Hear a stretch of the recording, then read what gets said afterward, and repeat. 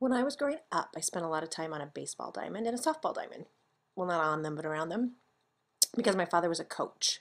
He coached both of those sports, and he's also coached other stuff, but particularly those.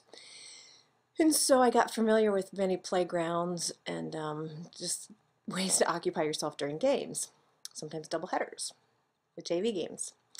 Um, and I was seemed to be one of the oldest coaches' kids. Because from what I remember, well, either that or I was right in the middle and some were too old and not around.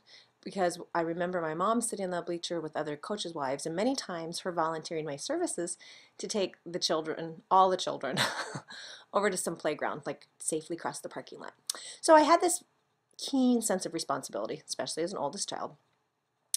And I remember one time watching a fairly young mom with this adorable little girl, a coach's mom, and the little girl had on this frilly kind of dress at a ball diamond, which that in itself was unique.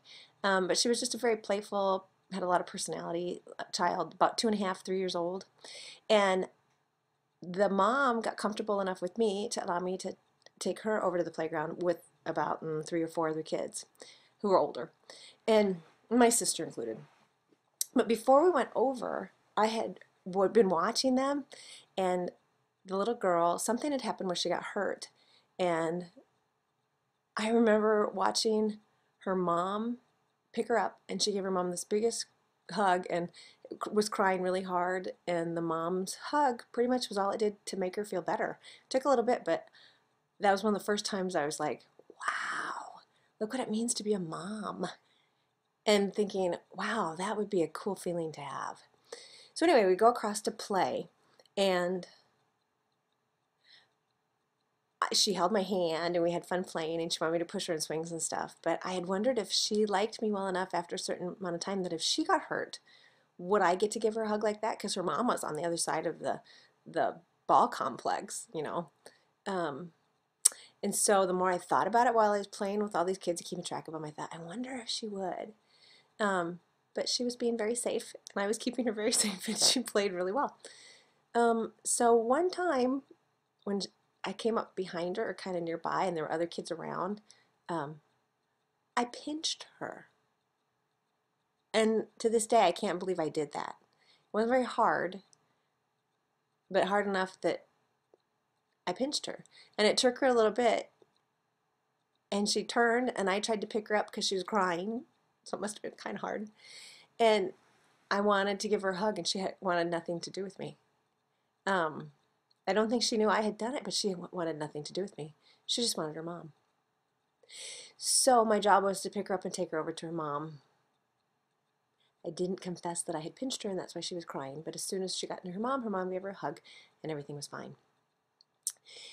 Um, I tell this story sometimes when I go out and speak in relationship to involuntary joy because I have no other explanation when I get asked the question, do you think God did this to you? No. And when they say, did this to you, or when they say, do you think, maybe sometimes the question is, do you think God gave you straws for a reason? No.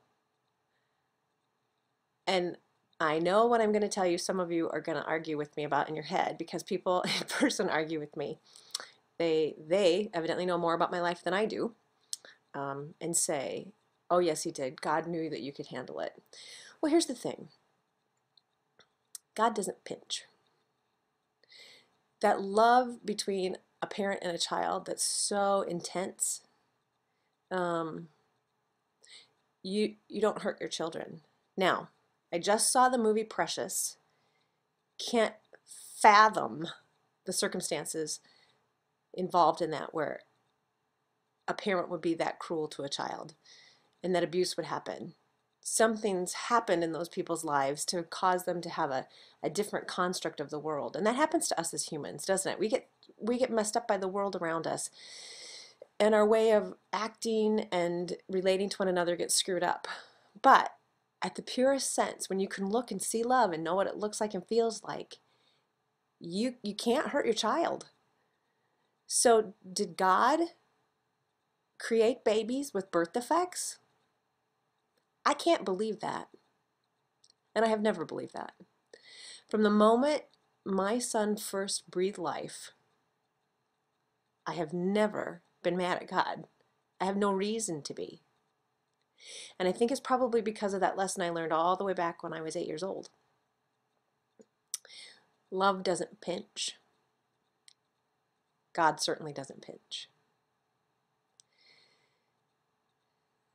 And when somebody continues to argue with me and say that, yes, or they just look like they know more than I do, and how naive it is of me that I can't accept what God has done to me. It's, oh, I've accepted it. I understand that life pinches really bad sometimes.